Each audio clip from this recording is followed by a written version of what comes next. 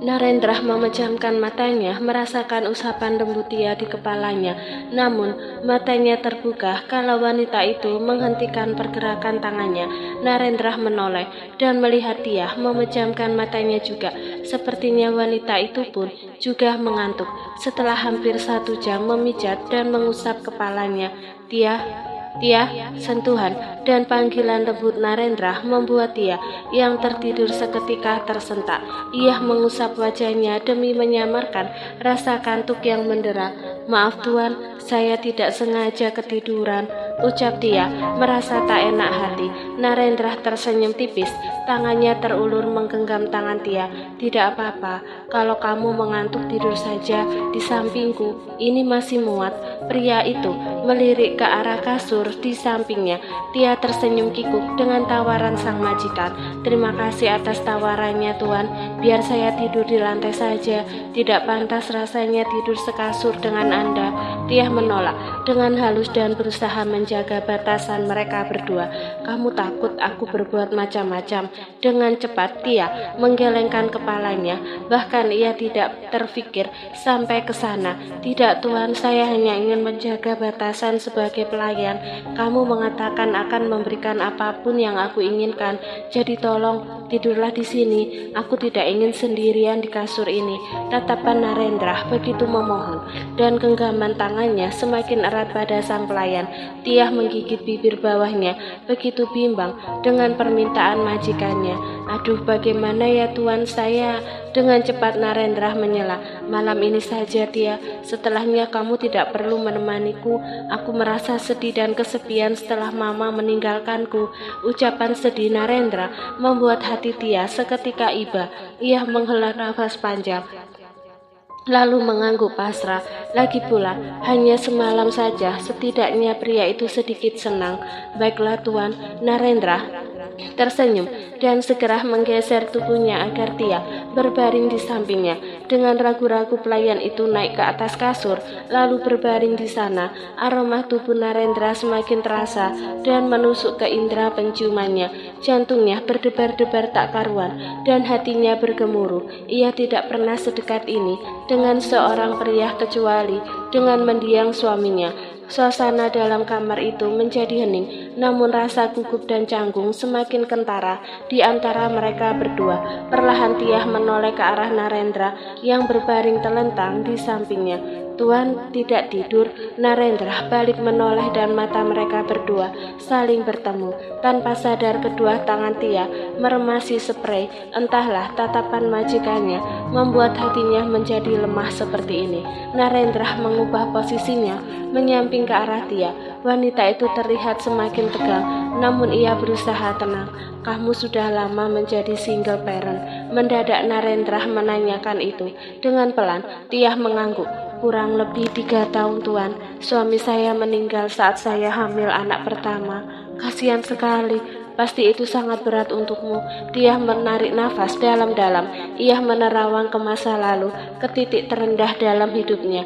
Ketika kematian suaminya, kenangan itu tajam dan menyayat, masih terasa begitu nyata. Kesadaran Tia tertarik kembali kala Narendra menyentuh tangannya dengan lembut.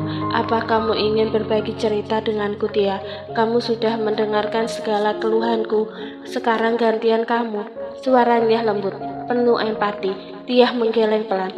"Tidak perlu Tuan, saya sudah berdamai dengan segala rasa sakit di masa lalu dan saya tidak ingin mengingatnya kembali." Suaranya terdengar tenang, namun getaran halus masih terasa.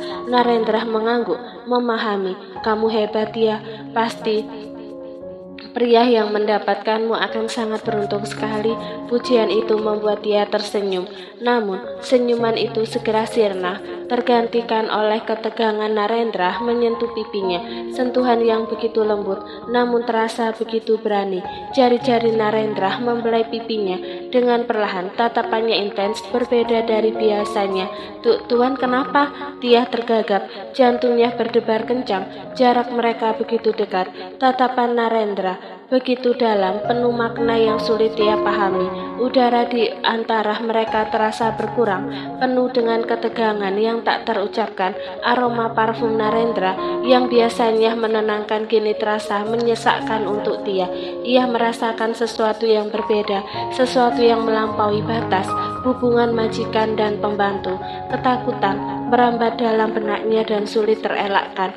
Tiah menutup matanya yang terpejam dengan tangan, merasakan semburat cahaya matahari pagi menerobos masuk melalui jendela kamarnya.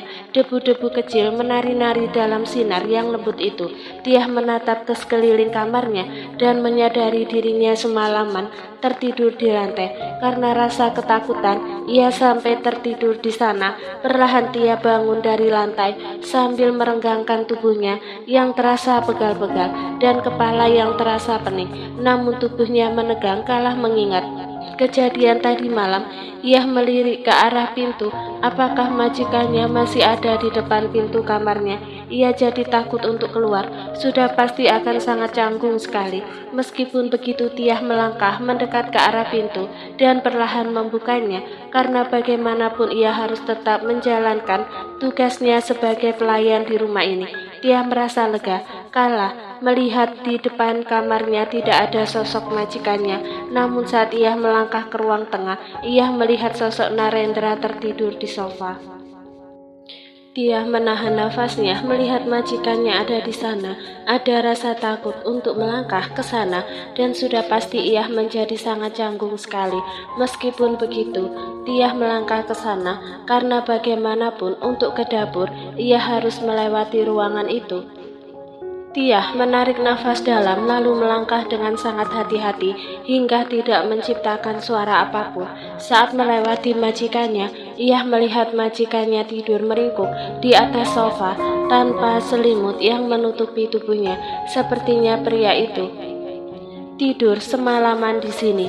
Tiah melangkah wanita itu seketika terhenti kala Narendra memanggilnya. Perlahan Tiah menoleh ke belakang dan bersamaan itu Narendra membuka matanya. Tiah segera mempercepat langkahnya menjauh dari Narendra, namun lagi-lagi pria itu kembali memanggilnya. Kamu marah, Tiah? Tiah kembali menghentikan langkah kakinya. Kedua tangannya terkepal, berusaha menahan gejolak dalam dada yang bergemuruh. Saya tidak marah, Tuan. Tapi apa yang kita lakukan semalam di luar batasan antara majikan dan pelayan, ucap Tiah dengan penuh penekanan. Bagian akhir kalimat. Perlahan Narendra bangun dari sofa. Ia menatap Tiah yang tampak takut, membalas tatapan matanya. Bagiku, kamu bukan pelayan, Tiah, tapi lebih dari itu. Tiah mengulung bibirnya.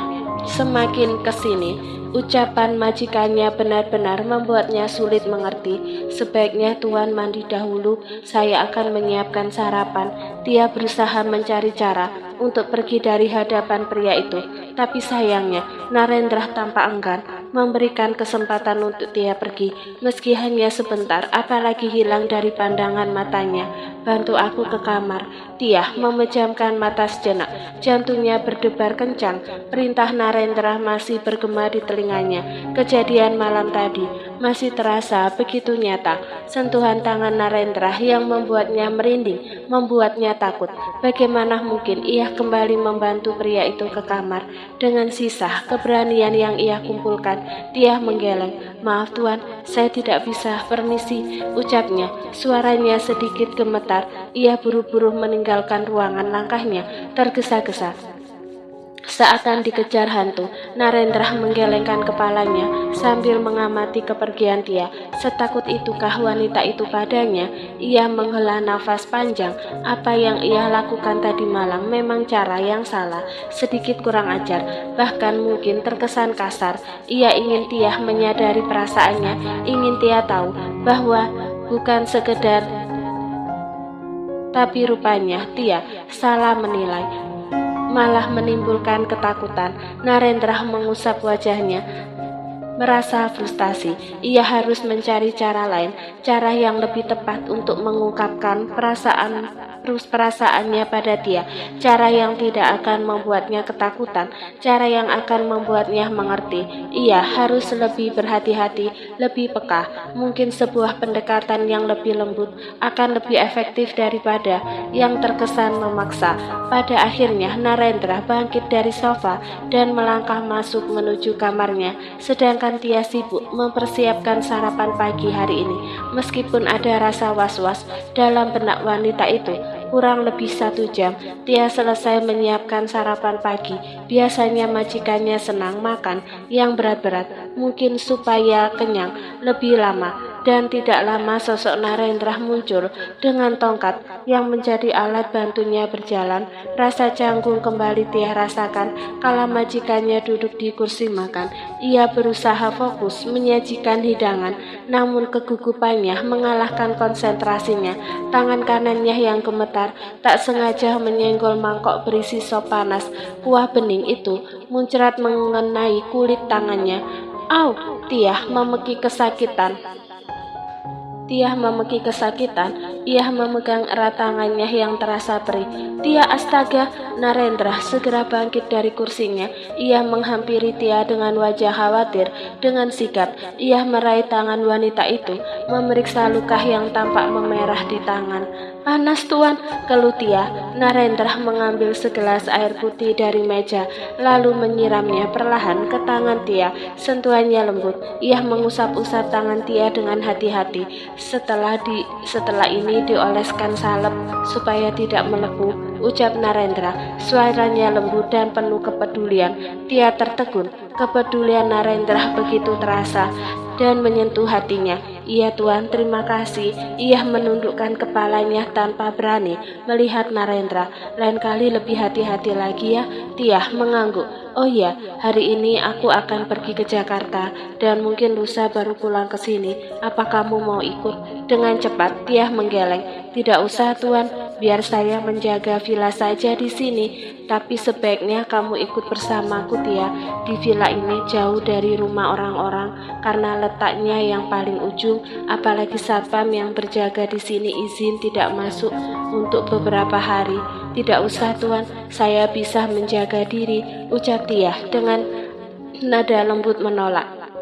Lagi pula saya ingin mengerjakan beberapa pekerjaan di villa ini dan terima kasih atas kekhawatiran Tuan.